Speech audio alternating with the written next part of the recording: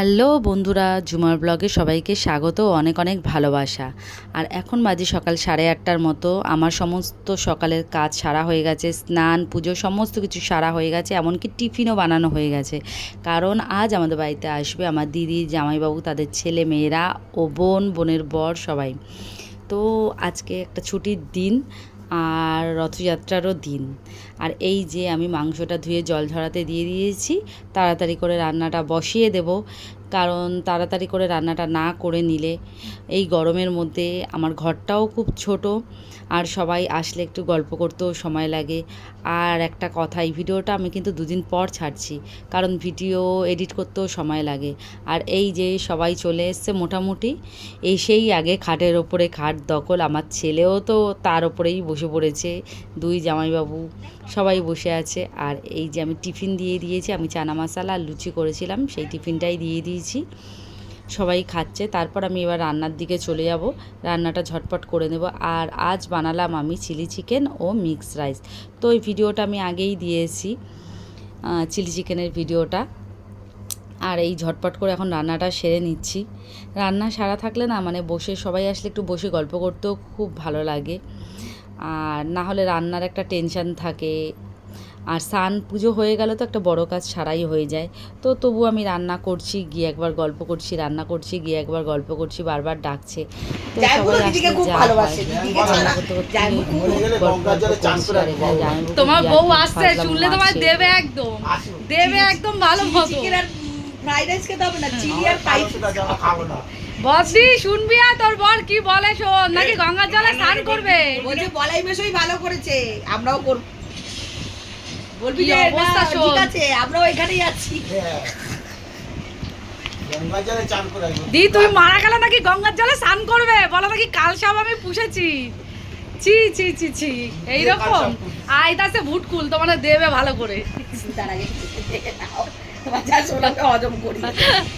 বলে দে তোমরা দুজন ভাগ্য করে বর পেয়েছো। মনে করুন কেন, হ্যাঁ।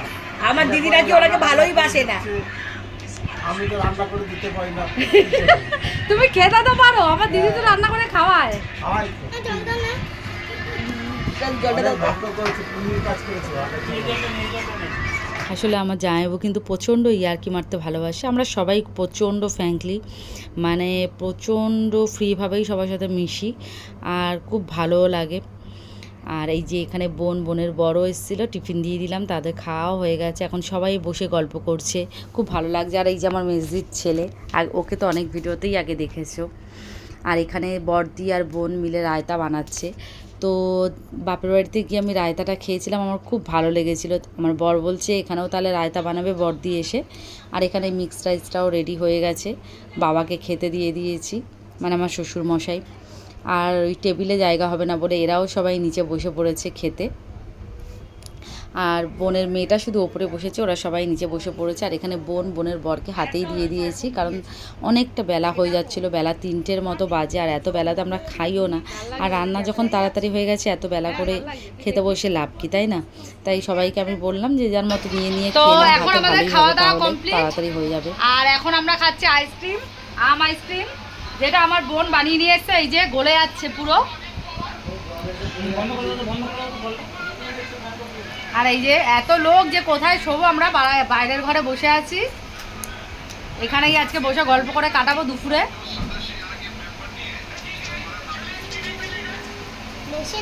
আর ওই ঘরে সবাই আছে।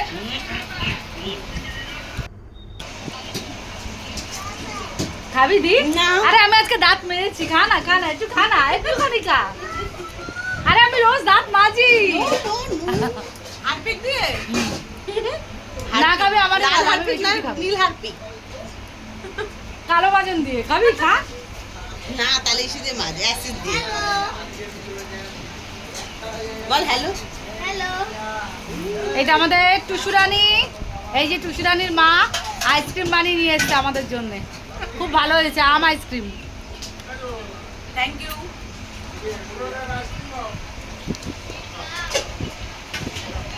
আর এই যে এখানে খাওয়া দাওয়া করে ক্লান্ত হয়ে সবাই শুয়ে আছি বাইরের ঘরে, কারণ আমাদের ভেতরের ঘরে জায়গা হয়নি, সবাই যে যার মতো শুয়ে পড়েছে।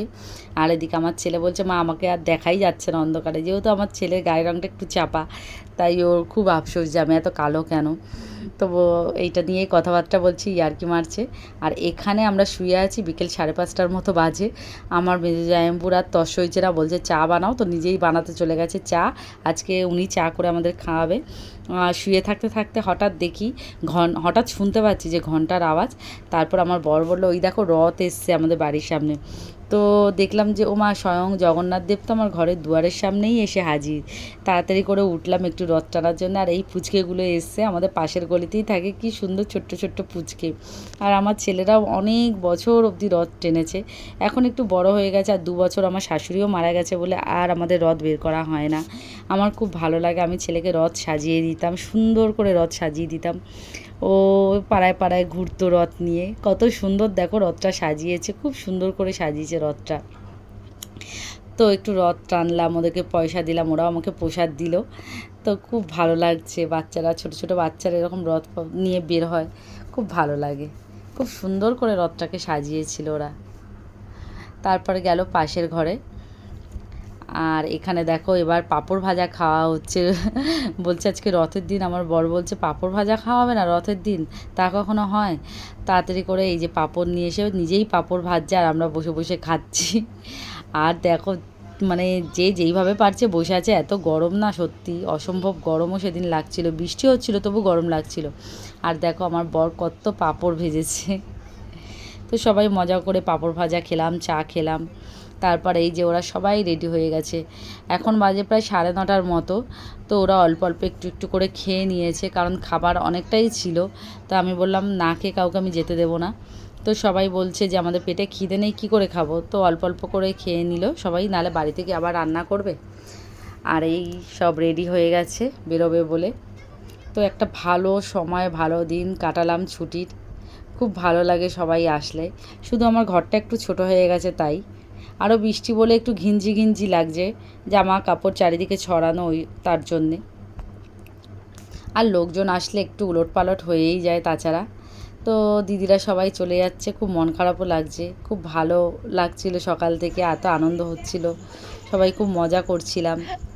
আর প্রত্যেকের বাড়িতে ভাই বোন থাকলেই মজা হওয়ার। এই যে এই মেয়েটা আমার সাথে ভিডিও বানায়, তাই ওকে দেখে সবাই ইয়ার্কি মারছিল। ভিডিও করে করে আমার কত ভিউজ হয়ে গেছে। ও আমার সাথে ভিডিও করে। এখানে সবাই এই যে বেরিয়ে পড়েছে রাস্তায়, গাড়ি স্টার্ট দেবে। তো সবাই তো এক জায়গাতেই থাকে বাপের বাড়ির সামনে, আমাদের বাড়ি থেকে আধ ঘন্টা, বেশিক্ষণ সময় লাগে না। তবু আমার সেইভাবে খুব একটা যাওয়া হয় না, আর তারাও খুব একটা আসে না। অনেক দিন পর পরই দেখা হয়, আসা যাওয়া হয়। তবে এবার পুজো আসছে, পুজোর ধারে কাছ থেকে অনেকবার যাতায়াত হয়, সবার জন্মদিন পরে, তারপরে পুজোতে যাই, টুকটাক অনুষ্ঠান লেগেই থাকে পুজোর পর থেকে আপ টু শীত অবধি। আর এই যে সবাই চলে যাচ্ছে, আমরা বাইরে দাঁড়িয়ে আছি আগাতে।